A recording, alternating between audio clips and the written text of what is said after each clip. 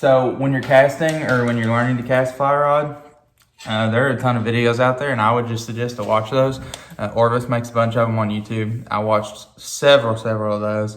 And you're gonna have to practice a lot. You can practice in the yard. You don't have to tie anything to the end of your line because the fly line is weighted already. So you're kind of casting it instead of a bait anyways. So you can practice in your yard. But the one tip that I would give you in learning to cast is to watch your line the first couple times you do it. It's a really simple motion. You're just coming back. You come back pretty sharp at an angle, and then you slack up. And if you watch your line, you can see it start to bend.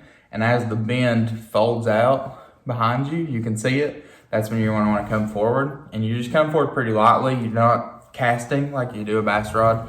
You come forward and you'll see your line fold out, and then you can drop your tip and it'll all lay on the water.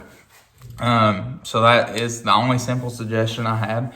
Watch your line the first couple times. You'll see what you're supposed to be doing. But like I said, Kentucky is not super conducive to the giant fly fishing whip casts. So you're going to want to trim that down as much as you can. You're going to want to do some roll casts and some others that I learned, and just get your bait out there. However you get it, doesn't have to be beautiful. You're not fishing a competition. So that is basics of casting for me. Like I said, watch a bunch of YouTube videos. One other thing I'll mention that I've recently got into is tying flies. I don't suggest it for everybody because it super annoys me and I don't know how long I'll do it.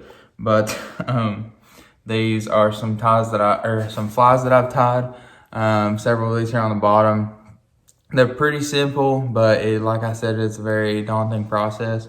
But it is rewarding to catch one on a fly you tied. I caught a bluegill on one of mine this past weekend, which was a blast. And also, when you tie up your fly fishing setup, don't forget to use they call it a bite indicator instead of a bobber, which is just a little floater. I suggest using those for sure if you're a beginner, because it's really hard to notice your fly line move unless you have a bite indicator. So order some of those. Order a basic kit to start. This is one I ordered off Amazon. Had a ton of flies in it. Not a lot of which I have used, but kind of gives you the idea.